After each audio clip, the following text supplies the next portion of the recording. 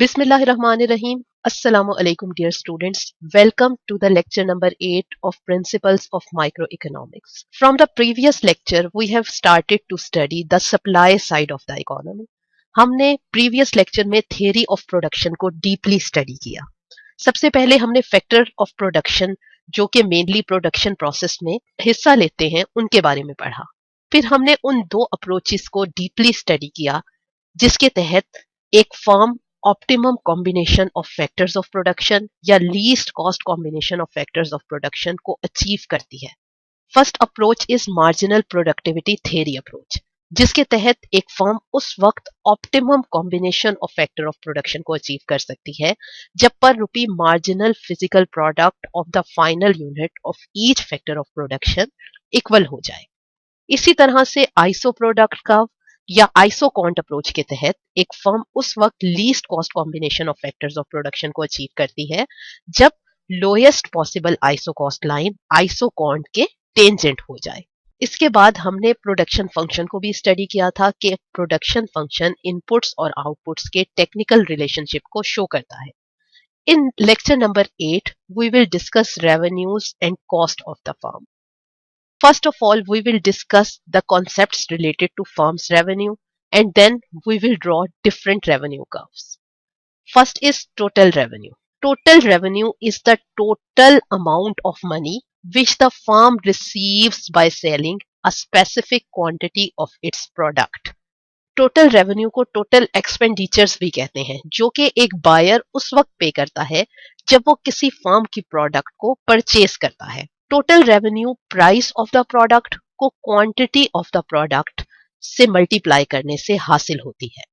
अगर हम total revenue को TR से रिप्रेजेंट करें और प्राइस को P से और क्वांटिटी ऑफ द प्रोडक्ट को Q से रिप्रेजेंट करें तो हम कह सकते हैं कि TR is equal to P into Q, यानी total revenue is equal to the price multiplied by the quantity of the product.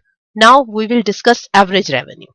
Average revenue is the total revenue divided by the number of units of the product sold by the firm. यानी average revenue is equal to total revenue divided by quantity of the product.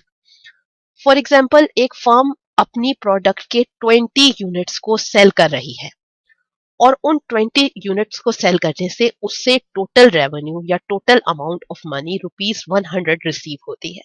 तो चूंकि average revenue is equal to total revenue divided by quantity of the product, so 1000 divided by 20, यानी इस case में firm का average revenue पर unit of the product ₹50 है. Average revenue हमेशा product के प्राइस के इक्वल होता है, यानी average revenue is equal to price of the product. चूंकि एवरेज रेवेन्यू हमेशा प्राइस के इक्वल होता है, इसलिए एवरेज रेवेन्यू कर्व को डिमांड कर्व भी कहते हैं. Now we will discuss marginal revenue of a firm. Marginal revenue is the addition to the total revenue brought about by the sale of an additional unit of the product. हमने अपनी previous example में देखा था कि एक firm अपनी product के 20 units cell करने पर 1000 total revenue receive कर रही है.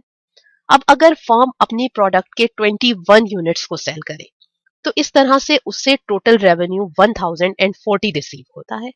इस तरह से अगर हम 21st यूनिट के टोटल रेवेन्यू को 20th यूनिट के टोटल रेवेन्यू में से सब्ट्रैक्ट करें, यानी हम 1040 को 1000 में से सब्ट्रैक्ट करें, तो हमें मार्जिनल रेवेन्यू रिसीव होता है 21st यूनिट का, विच इज 40.